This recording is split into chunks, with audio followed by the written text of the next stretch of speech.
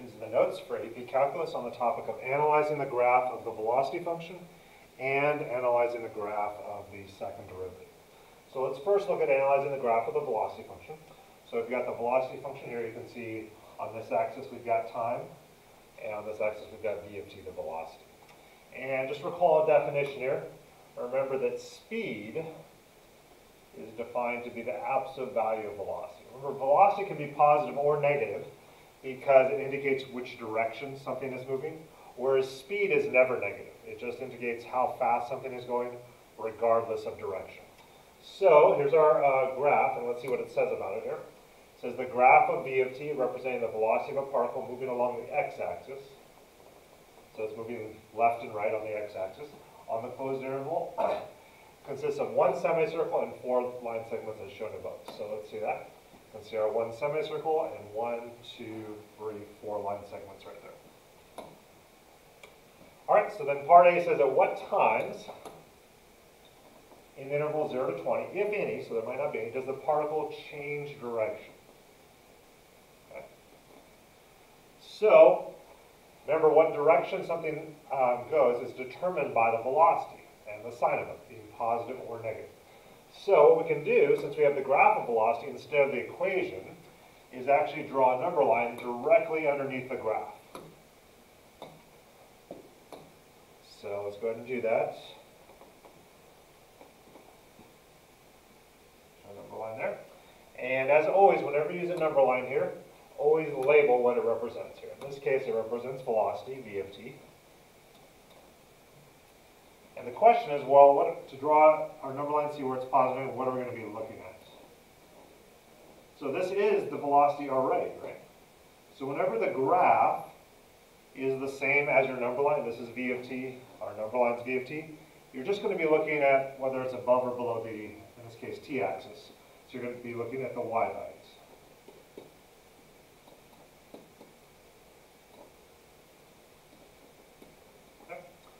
So the graph here, it's a little disconnected there, but it actually just can't see it because it's right on there, but it actually does touch there right at the origin there at 0. And then you can see right here at 0, it starts at 0. Then it's below the t-axis here, you've got negative y values, so the velocity is negative, all the way until we get to 8 right here. And again, try to line these directly into the number line. The number line directly under the graph as best you can. It doesn't have to be perfect. It'll just make answering the various questions a bit easier the better you have it lined up there. So then we know the velocity right there is 0. And then we've got positive y values here. So the velocity is positive until we get to 13 right here, where again the velocity is 0. Then we've got negative y values below the t-axis here. So velocity is negative all the way until 20. You can see again it's 0. All right, so remember this is a particle moving on the x-axis. Okay? So one way of thinking about what this tells you, usually for something moving on the x-axis, the position function would be referred to as x of t. If it was moving on y-axis, it would be y of t. So since it's moving on the x-axis, this tells us, you could write here that the negative velocity is the derivative of position, remember. So this would tell us the position is decreasing, then increasing, and then decreasing. But let's try to put it in the context of the problem a little more, rather than saying decreasing, increasing, decreasing. Even though that's true, there's only 2 ways it can move on the x-axis, right? Left or right. So if the position is decreasing, that means it's moving in the negative direction, so towards the left. And if the position is increasing, that means it's moving to the right.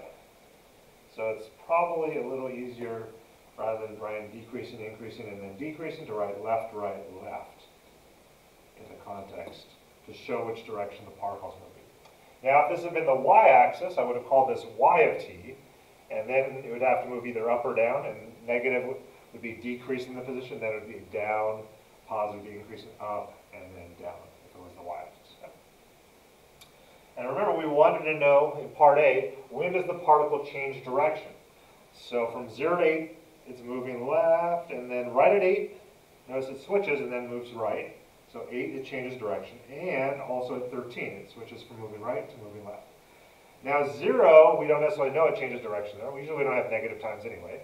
And with 20, we don't know for sure it's going to become positive after that. It might head back to be negative. So you can't assume it's going to necessarily change direction at 20 there. Okay. So it would just be 8 and 13 are the two different times. So we can answer by saying, just turning this question into a statement. You can use a lot of the same phrases here. You can say that the particle changes direction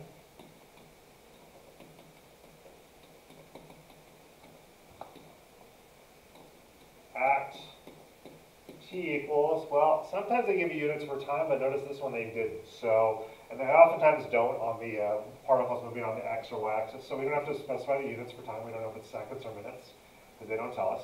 So it would be t equals 8 and t equals 13. Those are the two different times there. And then it asks us to justify our answer, or give a reason for your answer, same thing as justify. Well, think about how we knew it changed direction.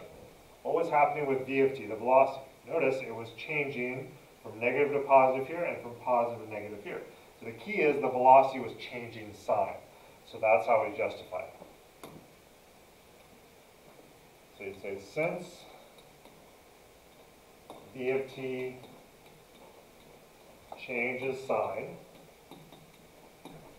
and then you can word it one of two ways. You could say at t equals 8 and t equals 13, or, especially if you have a lot of times, you can also say at these times, referring back to t equals 8 and t equals 13. Either way is fine. But you can't just say it changes sign and nothing else after that, because then it's a little too vague. You're not specifying where is v of t changing sign. It's at these times. All right, let's take a look at the next question. It says, from 0 to 25 at all the times t, during which the particle is moving to the left. And notice on our number line, we've actually already figured it out. So when it says all the times, here at what times are specific times. Notice here, the times it's moving left are all these times from 0 to 8 and all these times from 13 to 20. So that's where you use interval notation. You can't list every single time in there. There's an infinite number of different times in between 0 and 8. So here you'd say the times, you can just say the particle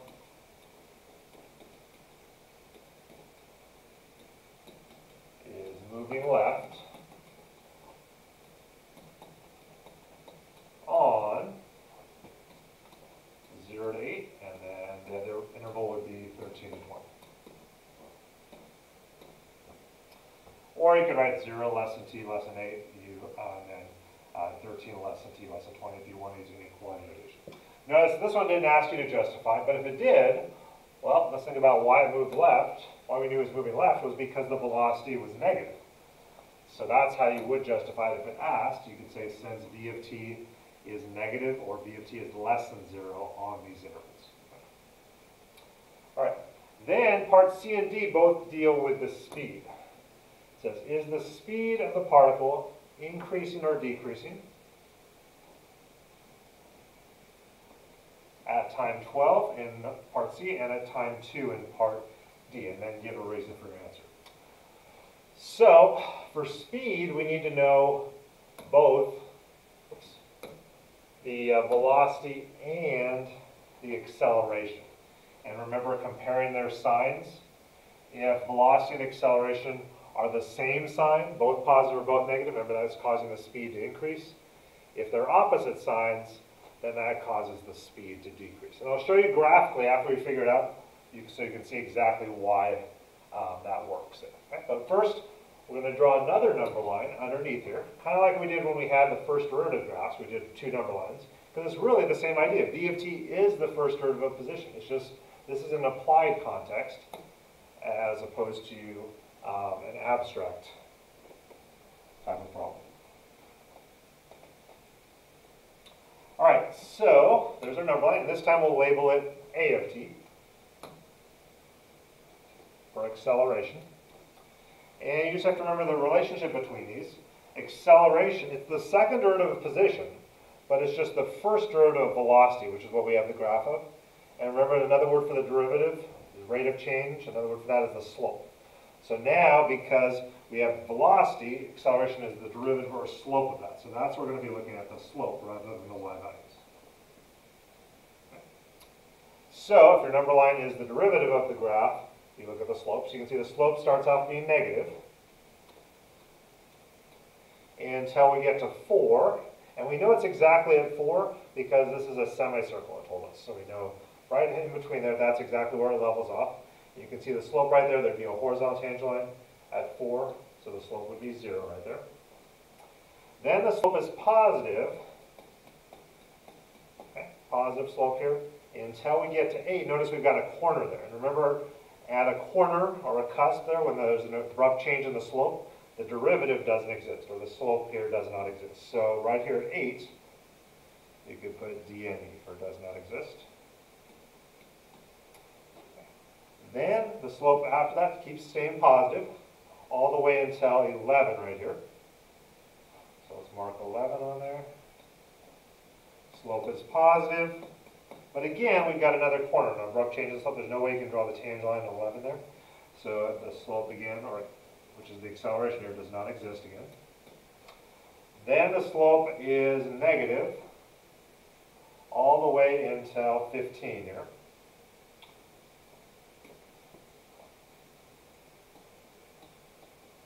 Notice we don't have to stop at 13 because it's just the same line here. There's no corner there in this case. So we've got another corner at 15, so again, the acceleration does not exist there. Then, look what happens. The slope is actually 0 for a whole interval instead of just one specific point like at 4. So the slope is 0 until we get to, because notice the acceleration means 0 means the velocity is not changing. You can see right here the velocity is staying constant at negative 40. So it's 0 until we get to 19 right here, where we've got another corner. These ones with geometric shapes here tend to have a lot of corners, as you can see, where it does not exist. And then from 19 to 20, you can see the slope is positive.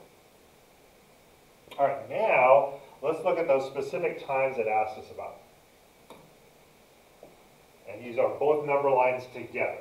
So, is the speed of the particle increasing or decreasing at time 12? Well, let's see where 12 is on our number lines here. And that's where it's important to have these lined up as best you can, so you can see where they overlap correctly. So 12 is between 11 and 13, so we're looking right here about.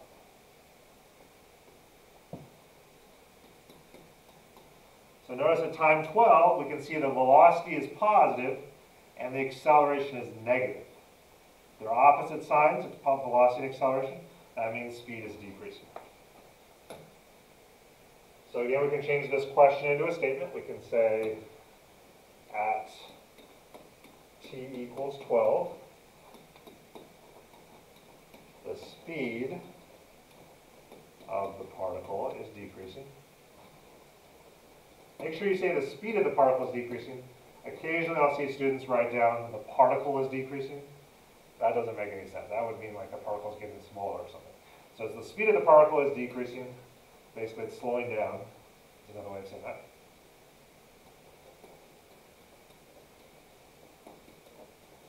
And then give a reason for your answer. Well, the reason why we knew that is because we saw that not v of t, but v specifically at time 12, v of 12, was positive and a of 12 was negative. Oh, I could say equals a positive number, but let's use an equality sign. That'll be a little easier here.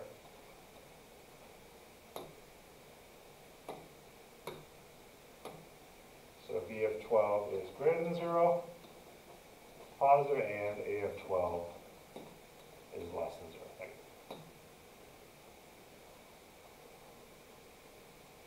All right, now let's take a look at the same thing except it's at time 2.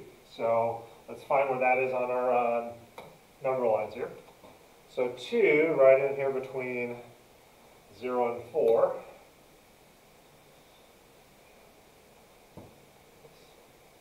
Put that a little more towards 2 there.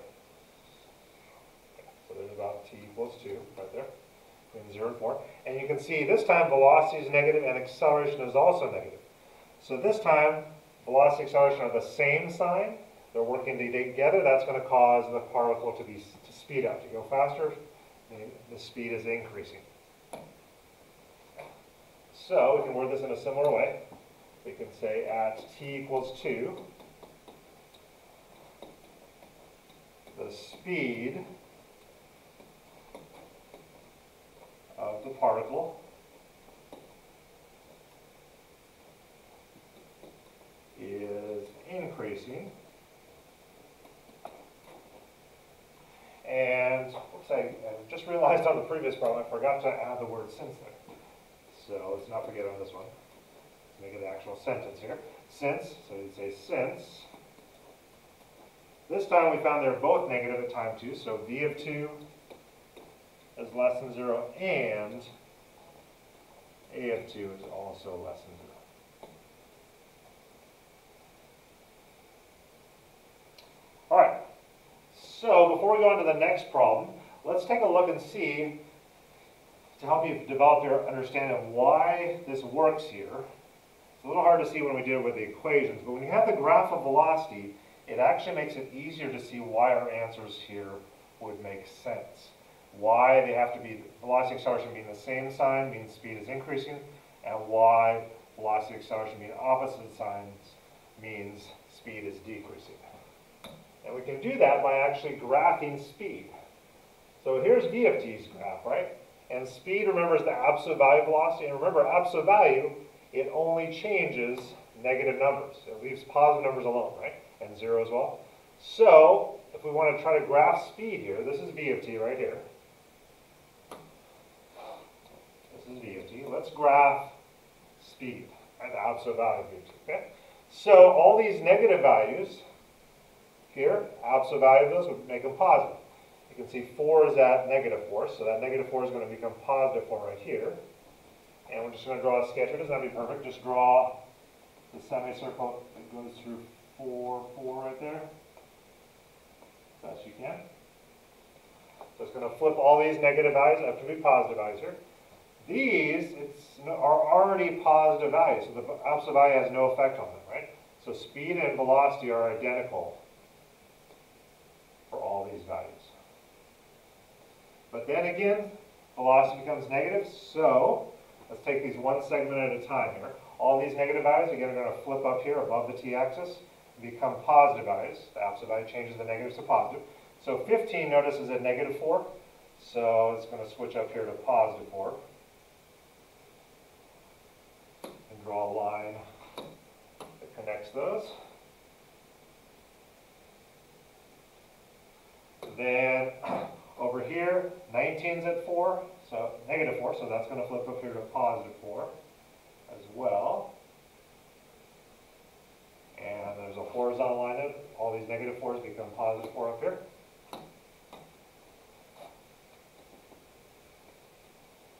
And finally, this part here gets flipped up here, so we can draw that last line segment for what speed is. So it doesn't have to be perfect, but this will help us to see. And you can do this on homework, or you don't have to. It's really on your notes to help you see why this works here. So this is the graph of speed, which is the absolute value of velocity. Okay. So let's take a look. Visually, it's easy to see where speed is increasing or decreasing. And let's compare that with our number lines. Notice here, speed is increasing. You can see, because velocity and acceleration are both negative, same sign. Here, speed's decreasing from 4 to 8. You can see velocity is negative, acceleration is positive. They're opposite signs, velocity and acceleration. Speed is increasing from 8 to 11. Velocity is positive, acceleration is positive. They're the same sign from 8 to 11. Speed is decreasing from 11 to 13. You can see velocity is positive, acceleration is negative, opposite signs. Speed's increasing from 13 to 15. Velocity is negative, acceleration is negative. They're the same sign, causing speed increase. Then something weird happens. Speed remains constant. Okay? And here, what's causing that is the acceleration being 0. It doesn't matter if velocity is positive or negative. If acceleration is 0, acceleration is the rate of change or derivative of velocity. That means velocity is staying the same. Acceleration be 0 again is like when you're driving in a car and you put it on cruise control. Your acceleration is 0 if it's working properly because it's keeping your velocity constant. Then speed starts to decrease because velocity is negative, acceleration is positive, or opposite sides.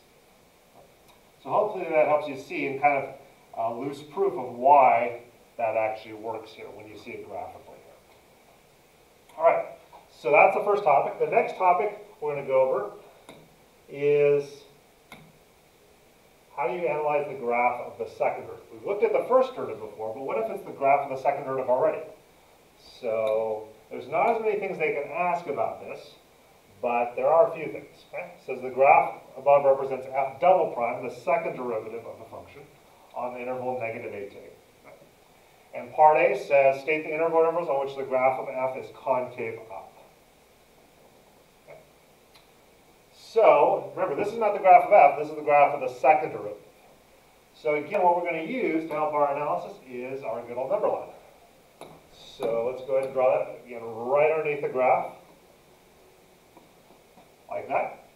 And again, always label your number line. Remember, concavity comes from the second derivative, so that's what we're going to need to label our number line. But this time, you might remember when we had the graph of the first derivative, to get the second derivative number line, we had to look at its slope. But this time, this is not the first derivative. This is already the second derivative. So, think about what would make sense to look at here.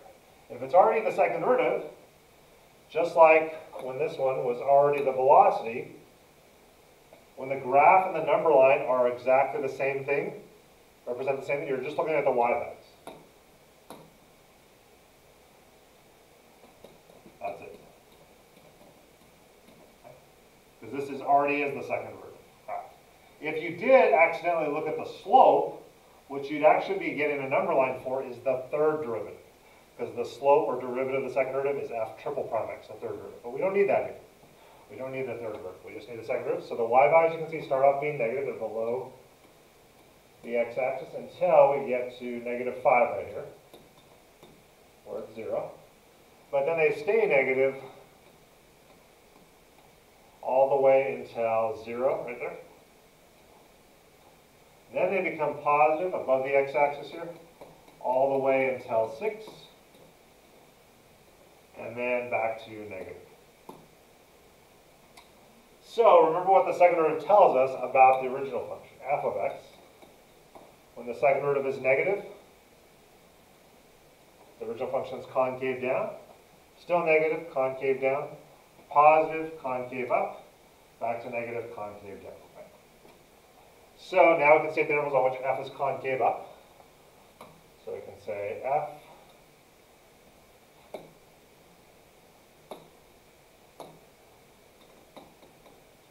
is concave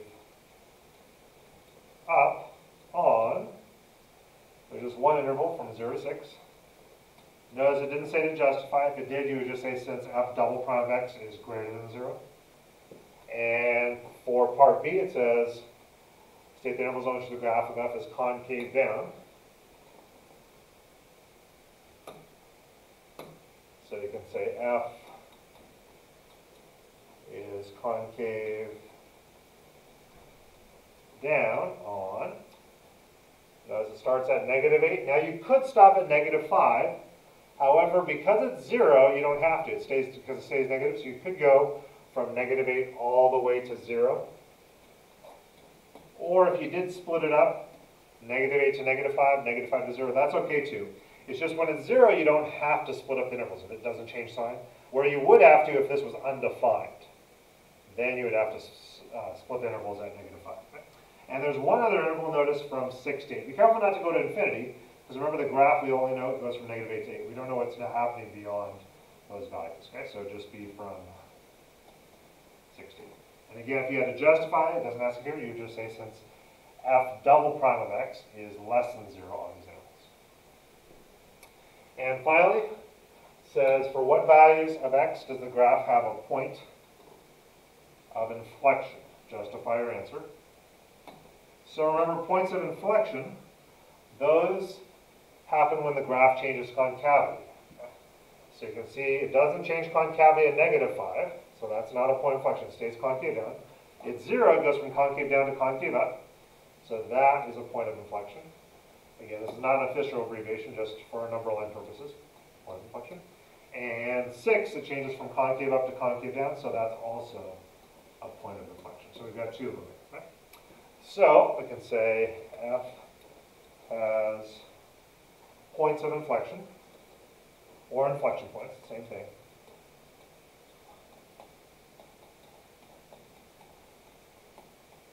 Again, it only asks for the x-coordinates. We don't have enough information to find the y-coordinates anyway, because we don't have the original function.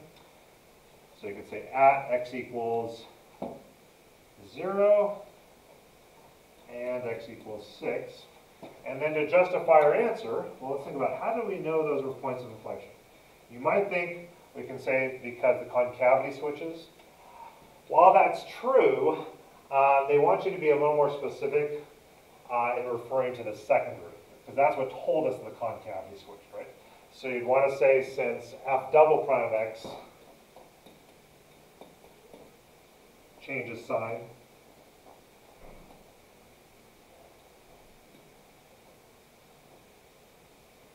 you could say at these points, or you could say at x equals 0 and x equals 6, either way, as long as you specify you're talking about, just specifically where it changes sign. And there's not much else they can ask about this, unlike the first derivative where they can ask a whole bunch here. So these are the different types of things they could ask.